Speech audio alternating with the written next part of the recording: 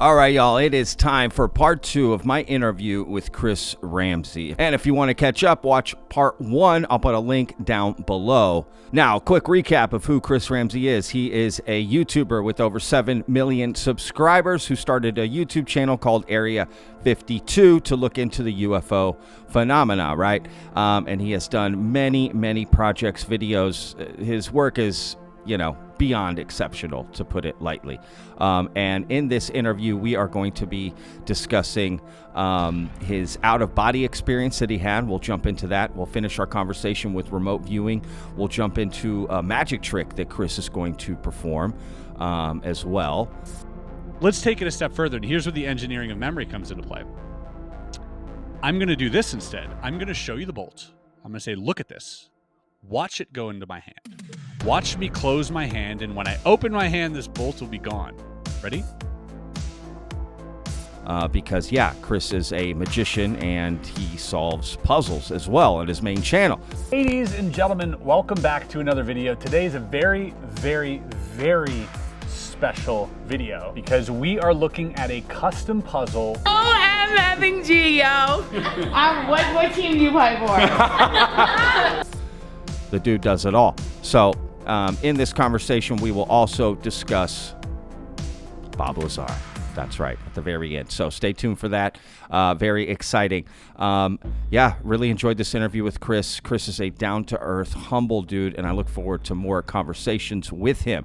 Now, before we jump into this interview, because of the full in-depth conversation about remote viewing, which, by the way, if you haven't already, go check out part 1. Again, like I said, link in the description. You'll find near the end, the latter half of the interview, we speak about remote viewing. So to start this episode off, I am testing out a new vetted AI system, okay? It's going to be my little sidekick here on the show. Her name is Vetty, V-E-T-T-Y, and this is a little test. So I got her, okay, I made it, but regardless, she's voicing it. So I made this little segment, okay, we'll call it the history of remote viewing, just to kind of, bring you up to speed a little bit on this. So here's that segment. The history of remote viewing. Today I want to take you on a fascinating journey into the history of remote viewing, a practice that lies at the intersection of science, mysticism, and intelligence gathering. Remote viewing, in its simplest form, is the ability to perceive or describe a location, object, or event that is hidden from physical view, often far away in space or time. While this may sound like the stuff of science fiction, its history reveals a surprising interplay of serious scientific inquiry and strategic necessity. Origins in mysticism and parapsychology. The concept of accessing hidden knowledge is ancient, with roots in practices like clairvoyance and scrying, found in many spiritual traditions. However, the modern idea of remote viewing began taking shape in the mid-20th century when parapsychology emerged as a field of study. Researchers started to explore phenomena such as extrasensory perception, ESP, and telepathy with a scientific lens. One of the early pioneers was Dr. J.B. Rhine at Duke University, who conducted experiments on ESP in the 1930s and 1940s. Though Rhine's work focused on telepathy and precognition, it laid the groundwork for more targeted exploration into remote viewing. The Cold War and government interest. The real turning point came during the Cold War, when intelligence agencies became interested in using remote viewing as a tool for espionage. In the 1970s, reports surfaced that the Soviet Union was investing heavily in psychic research. This prompted the US government to explore similar avenues, leading to the birth of a top-secret program called Project Stargate. Funded by the CIA and later managed by the Department of Defense, Project Stargate sought to determine whether remote viewing could provide actionable intelligence. A group of specially trained individuals, often referred to as psychic spies, attempted to gather information about targets ranging from military installations to hostage situations. Notable figures in this program included physicist Russell Targ and laser pioneer Harold Puthoff, who conducted experiments at Stanford Research Institute, RI. They worked with individuals like Ingo Swann, who developed a structured protocol for remote viewing that emphasized consistency and repeatability. Scientific scrutiny and decline. While there were some reported successes, such as describing classified locations with surprising accuracy, remote viewing faced significant skepticism. Critics argued that results could often be attributed to chance, subjective interpretation, or even subtle hints inadvertently given by researchers. By the mid-1990s, Project Stargate was declassified and the government officially ceased funding such research, concluding that remote viewing had limited practical value for intelligence purposes. Legacy and modern exploration. Despite this, remote viewing continues to captivate researchers and enthusiasts. Civilian organizations and independent practitioners have refined its techniques, often blending them with mindfulness and other disciplines. Today, remote viewing serves as a symbol of humanity's enduring curiosity about the boundaries of perception and consciousness. In conclusion, the history of remote viewing is a testament to the interplay between curiosity and pragmatism, mysticism and science. Whether or not you believe in its efficacy, it offers a fascinating glimpse into our quest to understand the unknown.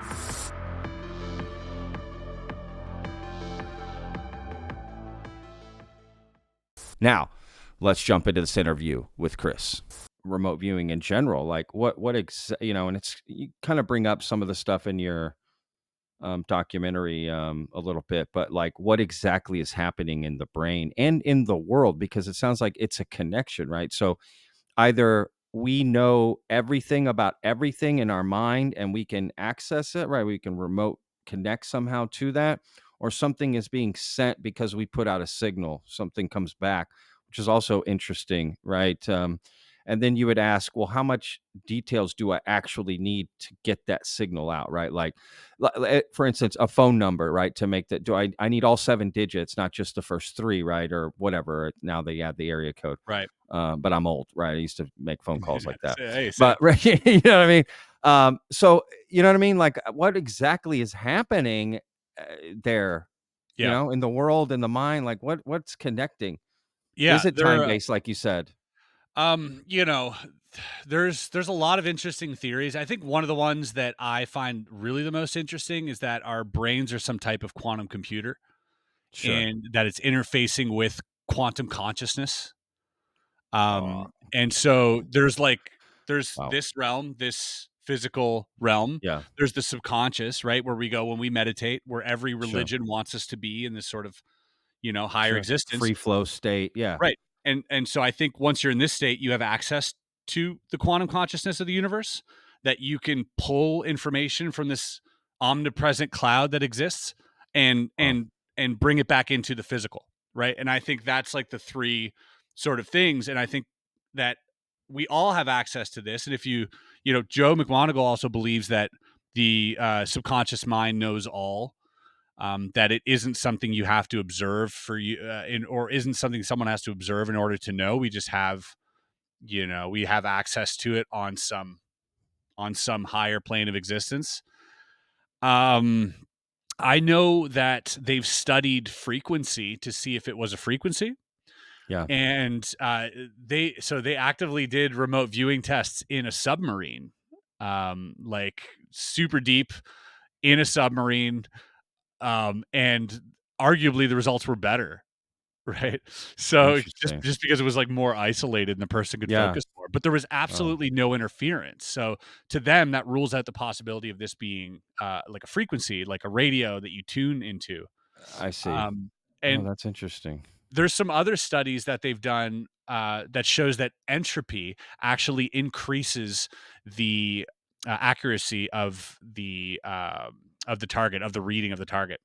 And so they would do things like pour liquid nitrogen at a target site, and the results they would get were more accurate, more detailed than if they didn't pour liquid nitrogen at that site.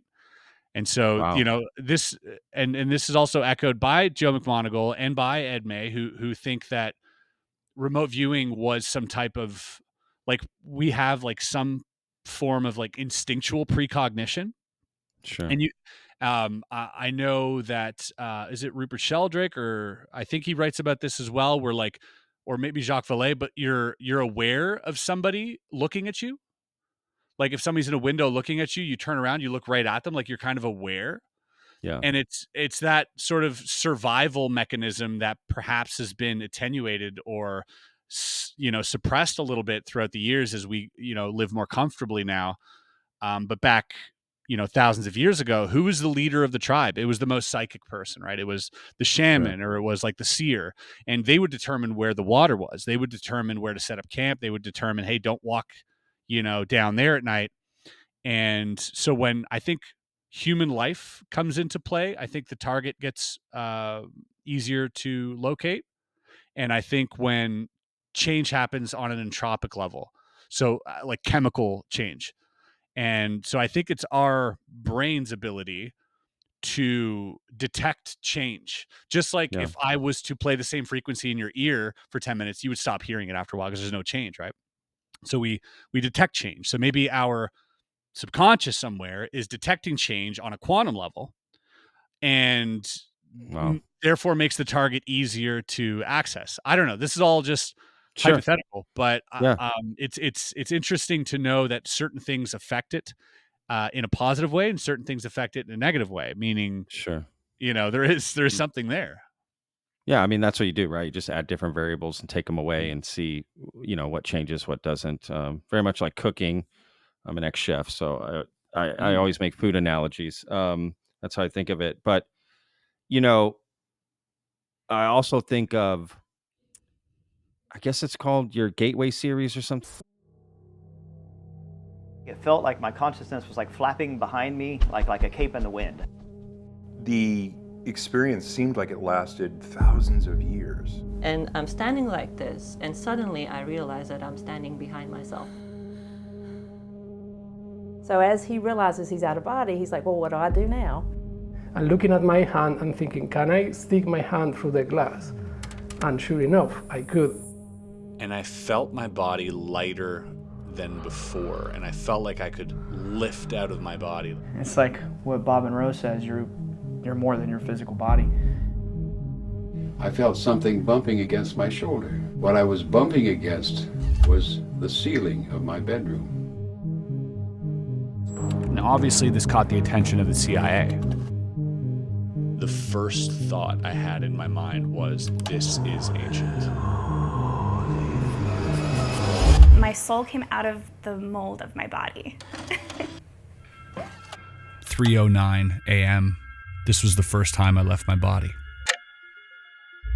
To this day, I still think was not a dream. Human beings are magical. I want people to understand that. That's what this whole place is for. We all have individual power that is immense. It's not for everybody, but it's available to everybody. Truth really is stranger than fiction. The one main thing I got from the out-of-body experience is the absolute knowledge that I would transcend physical mortality.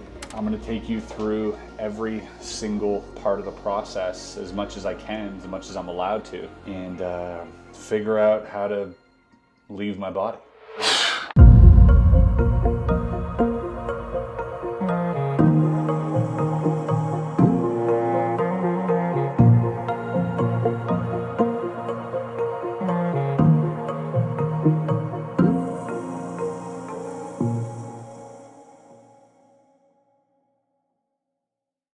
You talking about your out-of-body experiences, right? And how do you connect that with remote viewing? Is that something you kind of piece together as this one thing, or are you separated, or is it like two different powers essentially, or is it the same one working in different ways? Your guess is as good as mine, but I do think that I can't help but think that it's all connected. I think there's a reason why the CIA was looking into astral projection as much as they were remote viewing, as much as they are UAP. I think everything is interconnected on some level. I think it's science we just don't understand yet. Sure. As far as, astral projecting goes, or out of body experiences, since making that, I've had like half a dozen, and Oh, voluntarily tried to have them, afterwards. And so months later, after meditating an hour a day every single day, waking up at 4 a.m. to do this, Wow. it eventually started happening. And Wow. it's again, for me, it's one of those things that I can tell my story. But I'm not going to convince anyone of this, because I wouldn't be convinced. And that's the reason I did it, because I can't be convinced by story. It's Yeah, me just neither. same reason I want Yeah. to be in one of these UFOs, Yeah, I'm with you. Yeah, I watched the absolutely. Varginha doc, very convincing. But at the same time, like, I need to see one. I need to be in there. I need to, like, hold one of these little guys, bring them to the hospital. Like, this is what I want. Yeah. So it was the same reason that I tried to do the out of body stuff, because I had two experiences that were involuntary, that just sort of happened, left me kind of confused, didn't really know what that was, didn't feel like a dream. And then upon going to Monroe, being taught how to access this or how to do this, trained myself and ended up having, multiple experiences. And then, how this relates to remote viewing, I don't know. I don't know how to relate it to remote viewing, but I know that it's hard to explain, man. All I can say is, to me, it felt really real. Sure. And as real as you and me talking here, much Yeah. more real than any lucid dream that I've had. Beyond that, it was a life-changing experience for myself. It shifted my entire understanding of, my existence, to put it lightly. It's not something that you walk away from and be like, oh, that's cool. You kind of walk Right. away from it. It changes everything fundamentally. And I'm glad that I had that experience. I'm glad that it happened to me. I'm glad that I now have this knowing. But again, I'm not gonna, be like, dude, there is more to life. If you leave your body and like you're eternal, your soul never dies. Like, I'm not gonna tell people that. Yeah. But as someone who, when I grew up, I was raised Catholic, became, atheist, staunchly so, as a magician, right? Grew to like this agnosticism, or this agnostic view. And then eventually I'm coming back to a little bit of spirituality here, because I did experience something extremely profound. Wow. And so it's my own arc. It's my own experience. The only thing I would push people towards is putting the time in and trying it out. And it does take time and it does take effort. But I firmly believe if everyone has an out of body experience, the world would be a better place, like 100%. No, that's interesting. No, it's great to hear. Oh, my bad. I got a phone call there. You're good. Do not disturb here.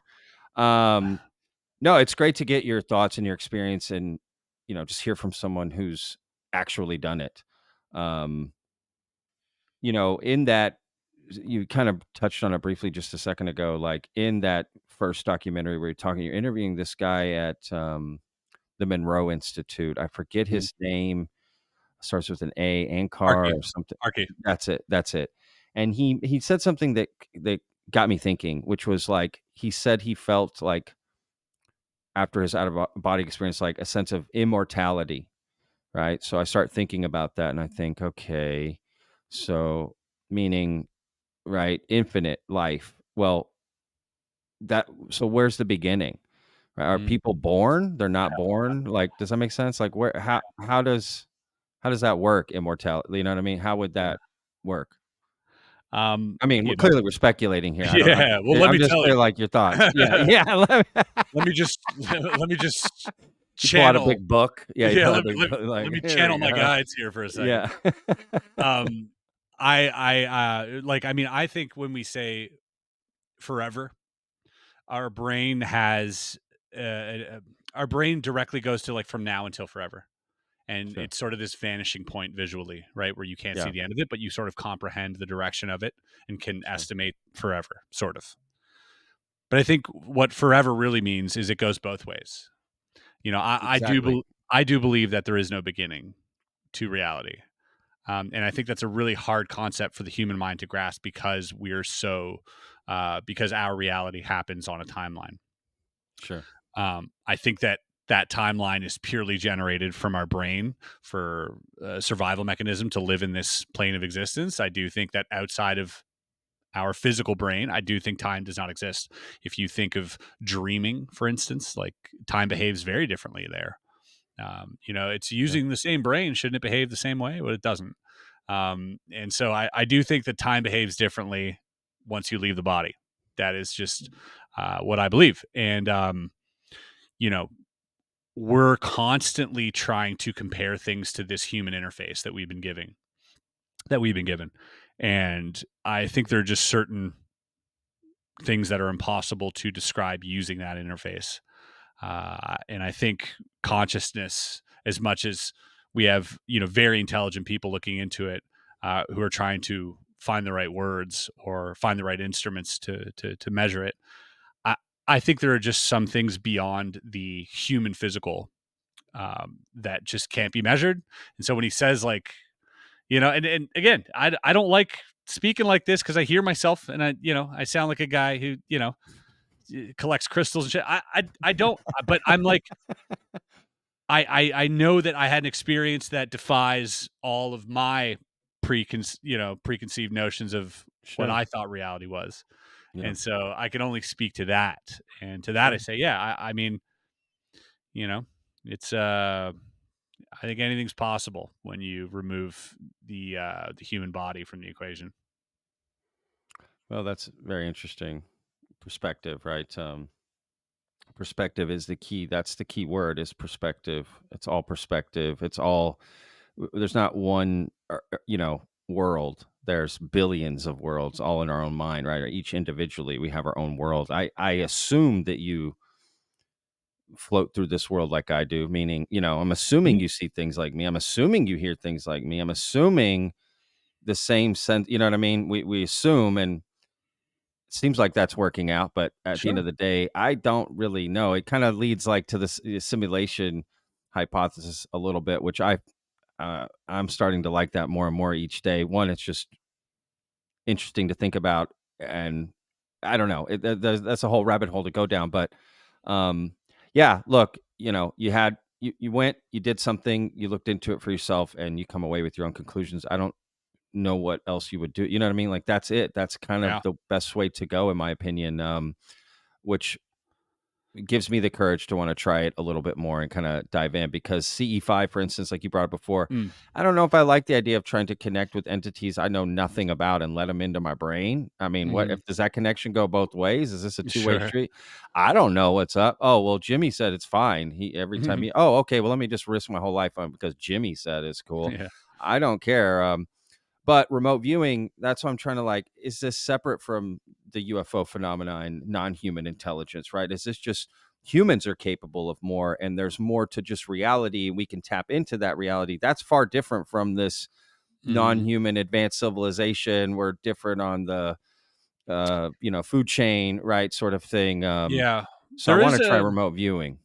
There is a connection, though. I mean, if you look at the work that Gary Nolan's doing, and with that part of the brain that they're measuring, I forget the name of it, but the caudate. That's the one. And they're finding that experiencers, have more activity there, or have a larger one, or like, so, there is some type of connection there for sure. There's that old, I forget who says this, but like, the second you start observing the phenomenon seems to start observing you, right? And so I think the further you go into this and learning remote viewing, learning out of body stuff, I think that's when you're going to have more experiences, is by sort of opening yourself up to this. Yeah, and that scares me a little. I'm not going to lie. It does. It's just one of those things that kind of, I take things for at their face value. Oh, you're telling me there's an advanced species? You're telling me they abduct people? You're telling me that? And you want me to just connect mentally with them and start talking? What the hell? I don't know what's going on, what they mean, what their intentions are. But regardless, it is fascinating, and I'm wanting to get more into it. Sorry, I didn't want to cut you off, but have you ever had an experience? I haven't. I've never seen. I've looked. My whole life.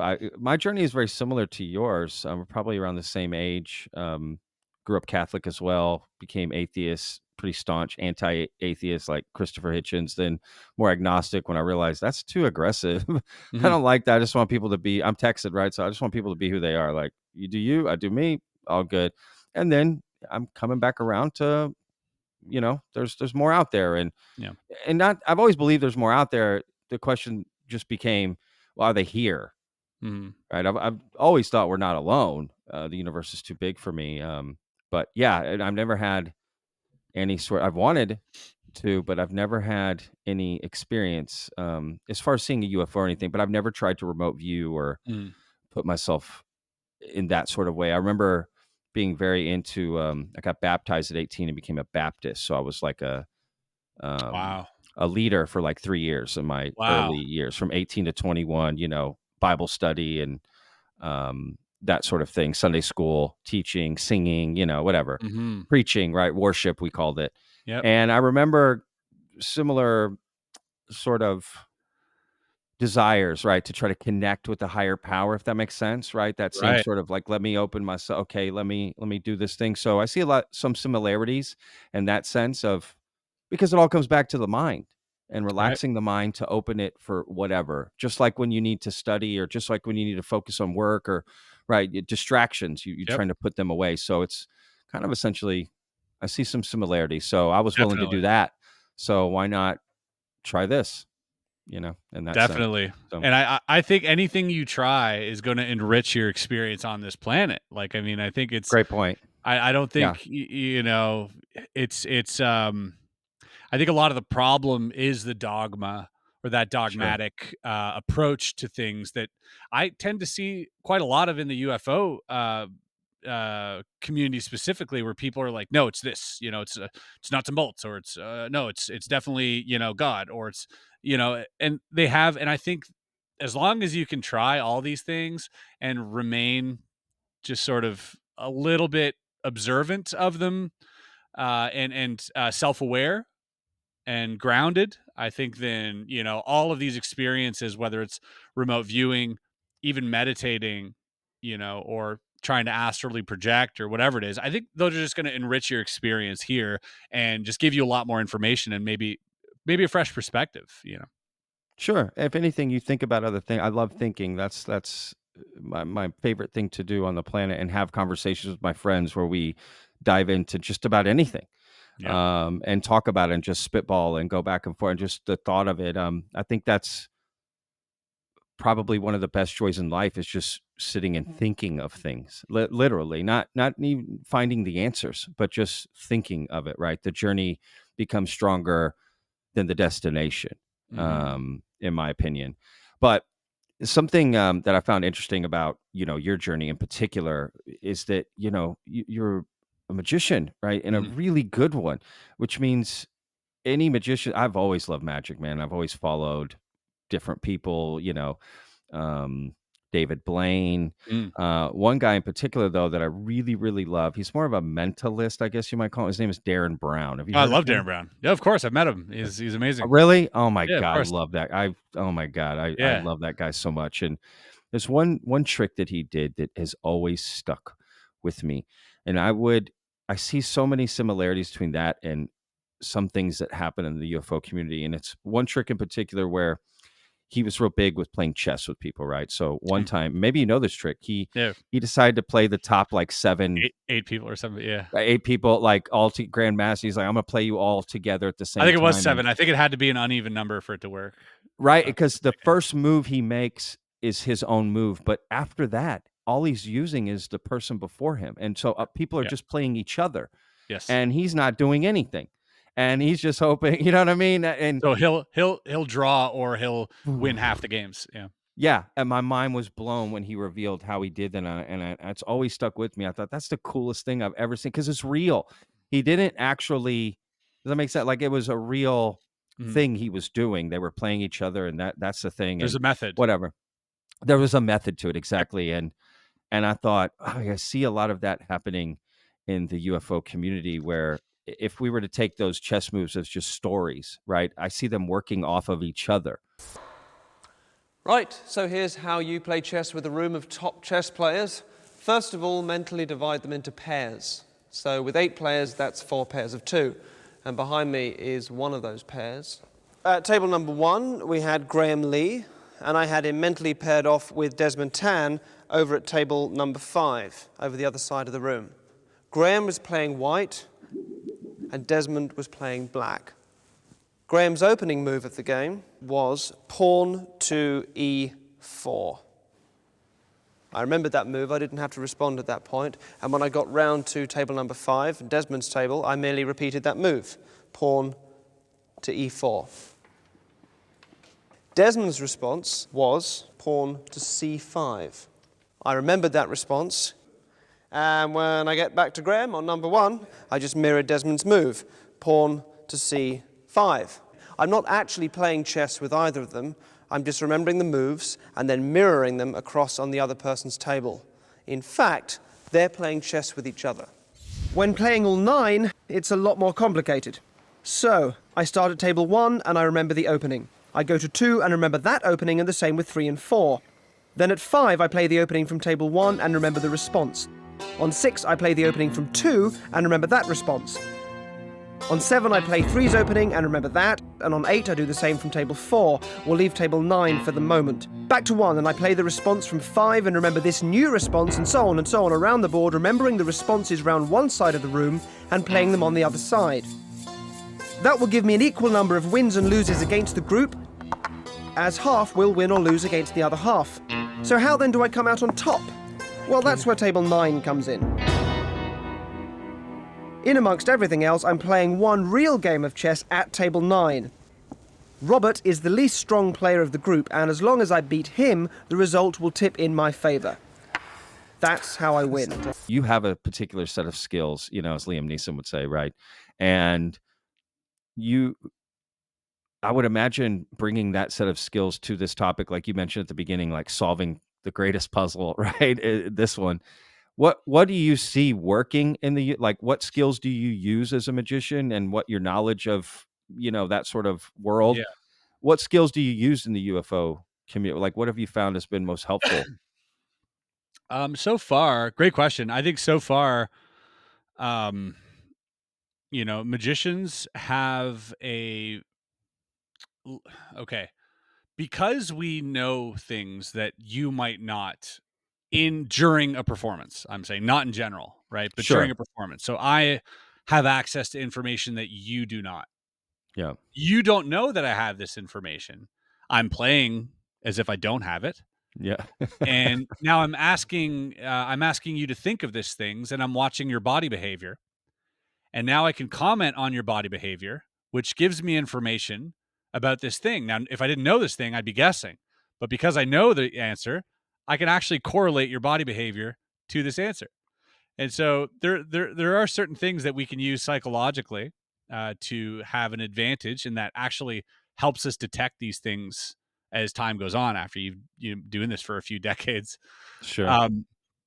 First of all. Secondly, I think human interaction, there's a lot you can learn from as a magician. So one thing that I've been given a lot of thought recently is how experiencers describe an event is very similar to someone recalling a magic trick. Interesting. For multiple Wow. reasons. Yeah. For Wow. multiple reasons. One is, okay, so a lot of times they will embellish a magic trick for multiple reasons, not to purposely lie, by the way. It's all just part of human nature and psychology. But one of the reasons is when they tell you the story, they don't want to feel like they were easily fooled. They don't want you to think that they were easily fooled. So Yeah. they'll increase the parameters a little bit, and they'll round off the edges, and they'll embellish a few things. Like, no, I checked for strings. There was no strings. Oh, no, all the lights were on. It was, and they'll say these things that didn't necessarily happen, but They don't want you to think that they were easily fooled. And the reason is the second reason. They want you to feel as though you were there. They want to convey the emotion they felt to you, which is impossible. If I tell you, oh yeah, I saw this thing, it was three lights in the sky. You know, it's three lights in the sky. It was just three lights in the sky. You're going to go, cool. Is it a drone? Yeah. What am I going to Yeah. say? No, it wasn't a drone. It wasn't a drone. There was no drones in the area. We checked. Yeah. Okay. What else? Airplane? Oh yeah, it didn't. No, it didn't make a sound. There was no sound. Yeah. Airplane? No, we checked. There's not a flight path here. Yeah. You know, so you're going to start adding things because your experience was incredible. You had an amazing experience, and one that possibly was, you know, real and profound. But you're going to try and round those edges off a little bit so that it isn't lost on someone else, because you don't want to appear foolish. Sure. Wow, And that's fascinating. And the more you tell that story, the more those embellishments, you know, tend to grow. Sure. You know, so every magician knows this. One thing we love doing at like walk around gigs where we get hired for like cocktail hour and perform close up magic. One of our favorite things to do is kind of eavesdrop on a conversation about a trick that you did, because every magician knows this. They're waiting for the moment that they're just literally immediately telling lies, immediately making you seem like a demigod. Yeah. You know, and they're like, no, dude, you should have seen this. He was like, and then like he was across the room when it happened, I swear. Yeah. And it was like all these crazy things that never happened immediately, right? So you can understand how maybe days or months later, this story, after being told multiple times, starts to erode the actual information. Sure. And so that is something I've noticed with the you know, experiencers specifically. And again, I want to really emphasize this. I'm not saying they're lying on purpose. I'm not saying they're liars. This is human nature.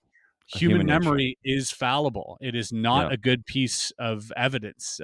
We are very much inclined to fabricating things for a plethora of reasons, none of which are malicious. You know, so it really just human nature. But it is quite fascinating, you know, when you start to look at it through that lens, which is why it makes firsthand accounts and data so important in this field. Sure. You know, because now we're measuring things, and I think that's why it really matters. Although, you know, people's stories matter, you know, data does matter too. Yeah, absolutely. I mean, that personal stories matter for the person, like, you know, your own disclosure, if you will, but to kind of convince other people, right, something needs to be shown. And that's just it right there. You said convince other people. Correct. You know, if something happened, you should just give them the information. I agree. There's no point in trying to convince them it happened if it did happen, right? So yeah, again, it's like our human nature to want to convince them because it did happen. Because if you believe it, then I'm not as crazy. You know, I might not think it's as crazy, right? If I get you to believe the same thing that happened to me, or you would have, if it's the magic trick, you would have been fooled too. That's right. Like that's not just me. You would have been fooled. You would have been fooled. We all would have been fooled by this. Exactly. And I'm not going to be fooled so easily by a secondhand story. So you better embellish the crap out of this. Yeah.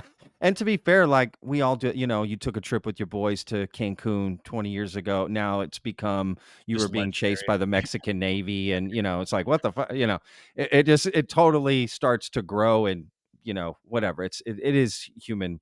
It's coming from a good place. But at this core, there's something that happened.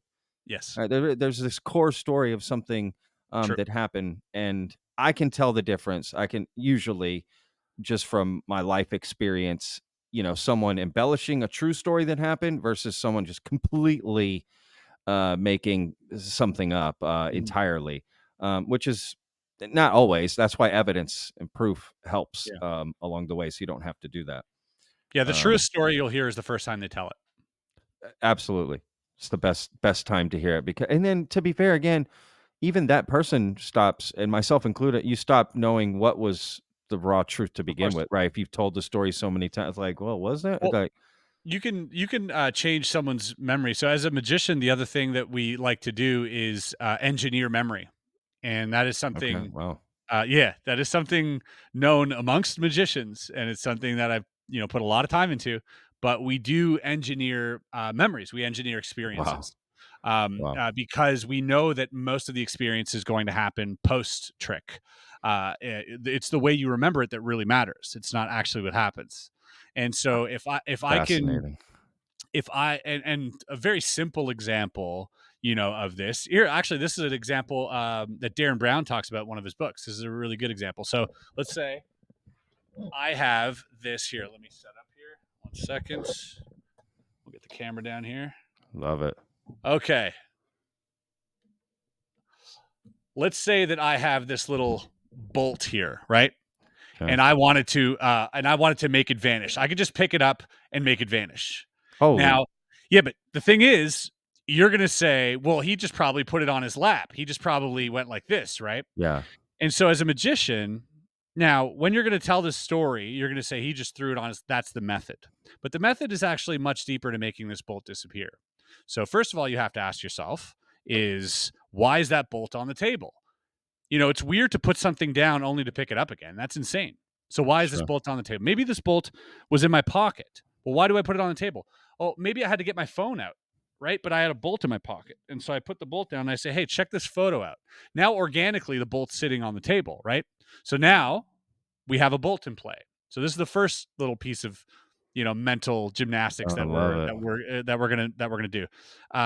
Next up is the reconstruction of what happened. So if I go like this, your brain's going to automatically figure that out. So maybe I add one step to it and I put it over here. So now Yeah. your brain has to go to here, to here, to here, right? Which is still quite possible. So then how do we make that go further? Maybe we put it here and we do like one of these little subtleties and then it's gone, right? So make it look like I'm Fucking handling hell. something, right? Yeah. Crazy. How about now? How about maybe we show it first and then we put it here and then we do this and then we make it disappear, Yeah. right? Even Wow. though we don't actually show it. So let's take it a step further. And here's where the engineering of memory comes into play. I'm going to do this instead. I'm going to show you the bolt. I'm going to say, look at this. Watch it go into my hand. Watch me close my hand. And when I open my hand, this bolt will be gone. Ready? No way. Oh, see, it didn't work. Watch, look, I'll do it now. Watch. Son of a bitch. So what we did there is that's called an offbeat, an off moment. Is when you're relaxed. That's when we get away with most of the misdirection. That's a little bit of a secret. But when you relax, when I go like this and I go here and I go oh, and I fall back, everybody relaxes. And in that moment is when all the magic happens, all the misdirection, because your brain is saying, oh, that moment was not important. The last bit of information is where we tend to engineer memory. And this is how this works. I'm going to show you the bolt. I'm going to put it in my hand and I'm going to close my hand and it'll disappear. All of these things I'm registering to you as being very important. Yeah. Your brain is picking them up as, ooh, I have to remember this. Yeah. Right? And when I open my hand and I drop it and I go, oh, never mind, it didn't work. Everything from there up until the moment I make it disappear is erased from your mind because it's deemed unimportant in the subtleties. Interesting. I'm not making a big deal out of it. I'm subtly telling you it doesn't matter, right? It doesn't matter here. Boom, and it's gone. So literally 30 seconds later, you're going to go tell your friends, he showed me the bolt. He put it in his hand. He opened his hand and it was gone. I saw it. And that's what you're going to tell people. And that's, and so, when someone says like, how'd he vanish that bolt? You say he just threw it on his lap. There's 12 other things that we do during this time to vanish the bolt, not only here, but in your mind. Sure. Oh, that's fascinating. And, I've seen and heard of tactics being implemented by certain agencies that use these things. Wow. Whether it's online, whether it's in person, like these are actual psychological tactics. And, like I said, memory is very fallible. And when you know the parameters, you can start messing with it. And as a magician, that's something we do for entertainment. But in the Sure. wrong hands, you can imagine, can be God. pretty, detrimental. Absolutely. That's what I mean. Like these skills that you have, right, that can be applied just in daily life. But for this, well, that's got to be. I mean, that's fascinating. Which, here we'll finish up here really soon. But there's one thing I definitely have to get into here before we go, which is Bob Lazar.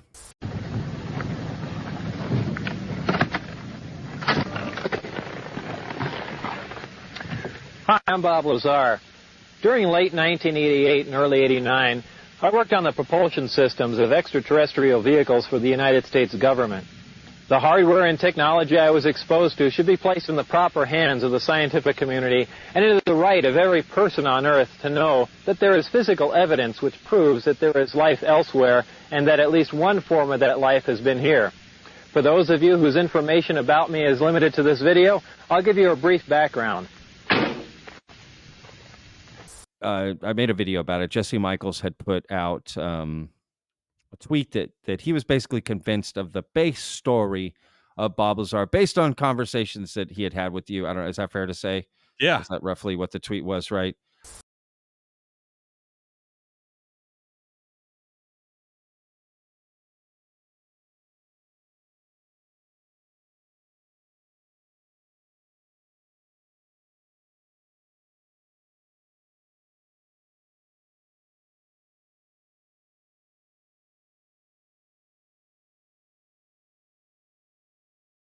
I guess I'm just like curious, like what did you say to him? I tried to cover a few things I found of y'all, but I like showed him 115, dude. I was like, Yeah, look, yeah. it's right here.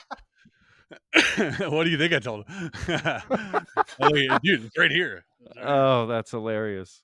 Yeah, I'm curious because I have to admit, the first time I heard it, I was enthralled by the story, but then I became like, no, man, I just don't buy this story at all.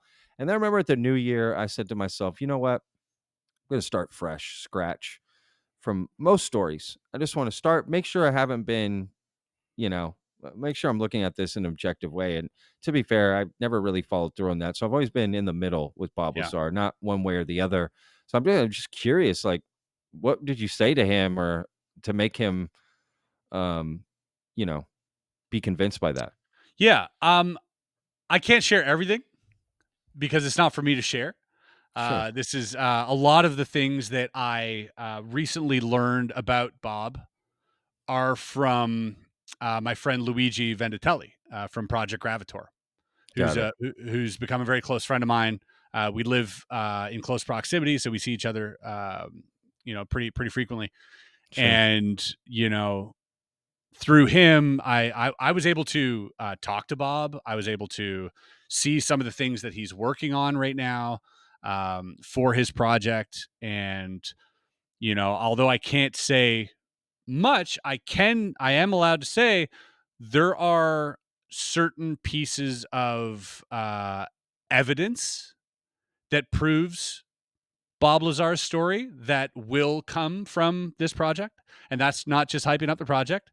There are multiple pieces of evidence, some a lot stronger than others. I can say that.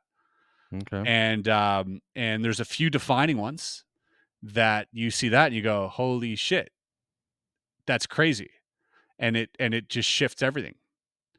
Wow. And so then knowing that, I have to start addressing at least the fringe theories of the internet.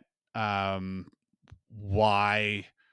would they hire him if he was friends with Lear? Why, all these other things. Why would they hire him knowing he has a criminal record?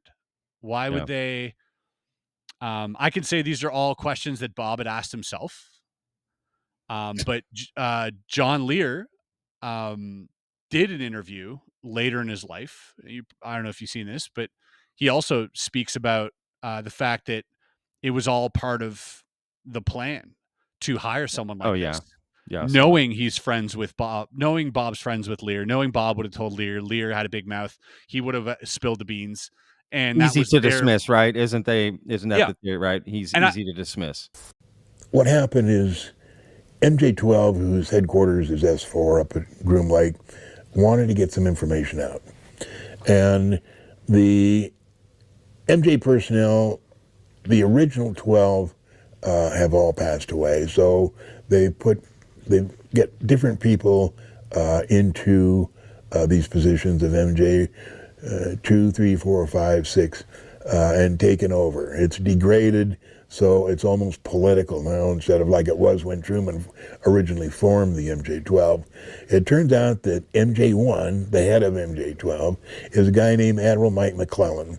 He wanted to get some of the information out because he didn't want to. He thought that some of this information should be out in the public. We don't need to keep all this secrecy. So he decided trying to figure out a way to get it to the public. So he knew that I was a blabbermouth and I would tell anything I knew. They investigated Bob Lazar and they knew that he was a genius, but that he had a background such that they could instantly discredit him. They removed all his records from MIT, from Caltech, so he couldn't prove anything. He'd go back to Caltech, and no, I don't see any records here. And, well, I was here. Well, no, you weren't. And he also, up in Reno at one time, he ran a cat house there. I forget what the name of the Honeysuckle Ranch it was. So they chose him because not only could he probably help them because he was so smart, and as a matter of fact, he's the one that named Ununpennium 115. He's the one that told them what that was, and they didn't know when he went there. They didn't know what it was. He was the one that told them that's element 115, and then told them why and how he'd figured it out. But they decided to pick on Bob to go up there to work at S4. Because they knew that Bob would tell me instantly, and that I would blab the whole thing. And that was their modus operandi, was to get the information out and gauge what it did to the public, how they accepted it, and then pull back and say, oh, no, it was all a mistake. Bob Lazar is a fraud. He never worked here. He doesn't have any credentials like that. And they could back away and get out of it. So that was what Mike McClellan, Admiral Mike McClellan, came up with, and that's the way they played it. That's why I'm alive today, because Mike McClellan is keeping me alive. When he dies, I'm going to be gone. And I don't think the goal was to dismiss it initially. I think the goal was to test it out to see how people would react, and then if necessary, they could dismiss it as a sort of out. And they found it necessary to do that.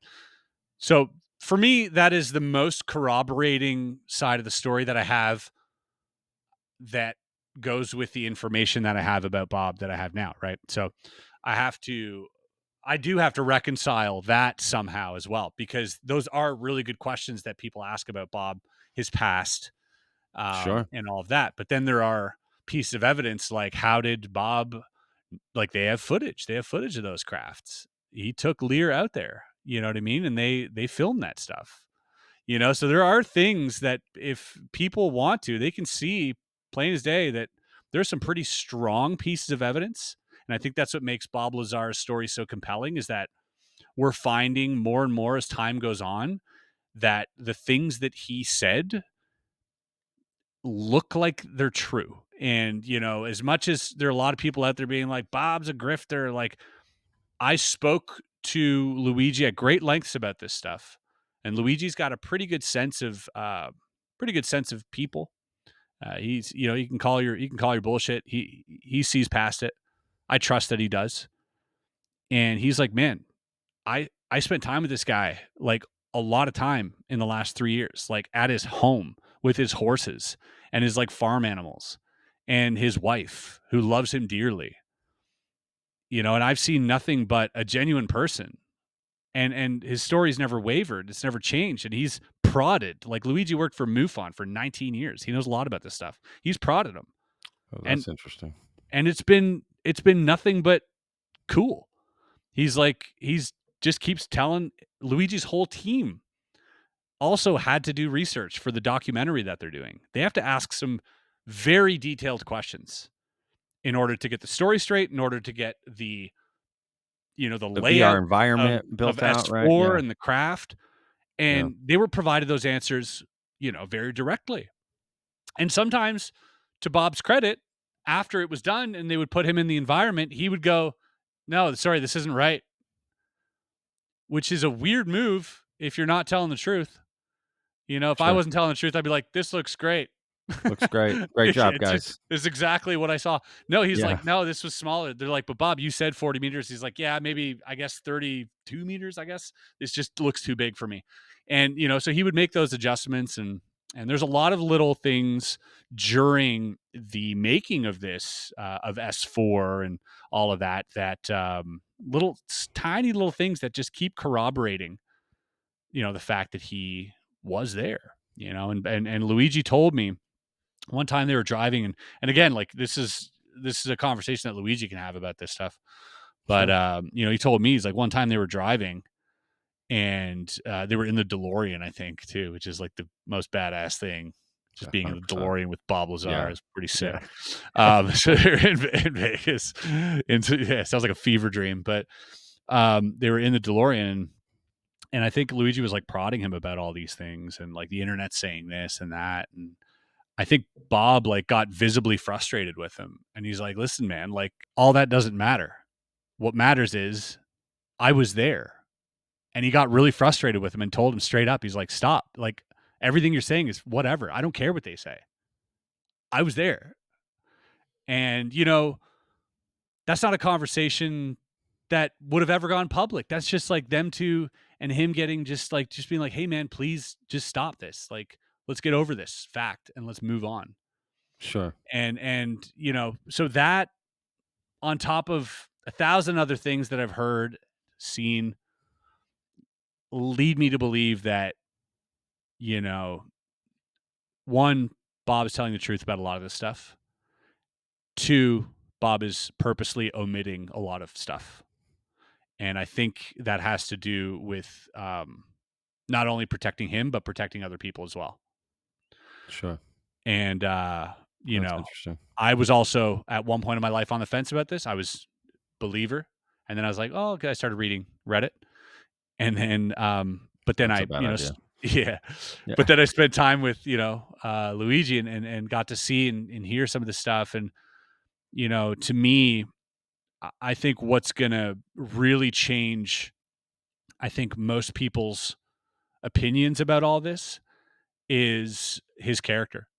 Getting to know who Bob is in his personal life, because we see it as this, a lot of people is like this grifter, this, oh, he's a UFO guy. Dude, he's just a guy who's got a wife, who's got a business, who's got, animals, and he's just living his life.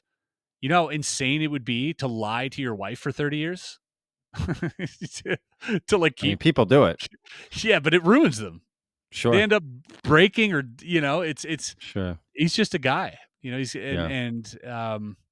I think it's just something really, really special. I've gotten to see a lot of the footage where he's just being Bob, unbothered, by the internet's comments, doesn't care. He's very much right brain or left brain. He's very much like a logical guy. He never speculates. He never embellishes. He never exaggerates. He never makes stuff up, and he doesn't like talking about the things he doesn't know. Yeah. Name one other person in ufology who has those qualities. Yeah. Not me. Sure. I will embellish. I will make up a story to to try and create a fiction around the video I'm making. I'll round off the edges and make it more cinematic. This guy will never do that. Yeah. That's interesting. So yeah, I would definitely reach out to Luigi. I would love to have him on.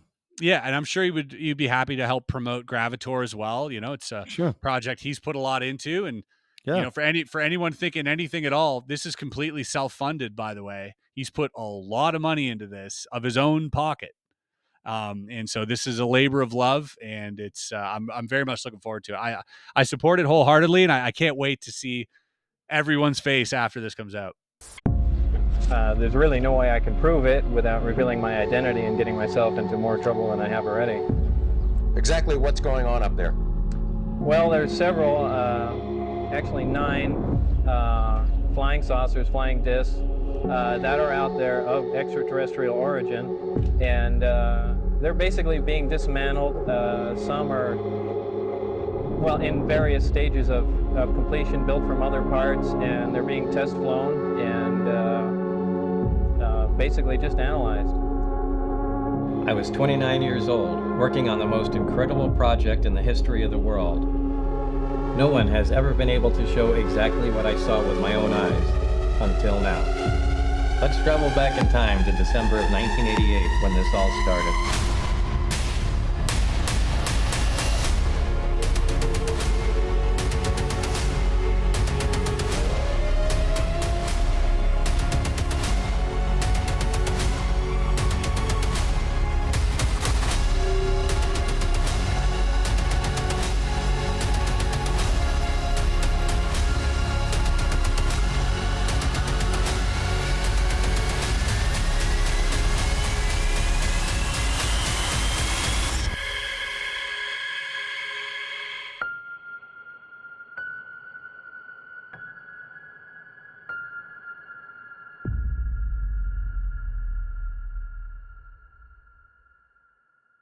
Hey, fair enough. I'm all for it. I'm open minded to it. I'll probably always still be on the fence.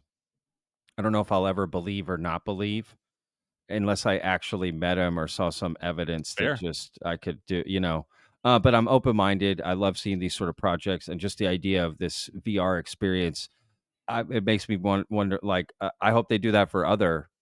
You mentioned Travis Walton before. Like, Fire in the Sky is one of my favorite movies growing up. I was so enamored by that film and that story in particular.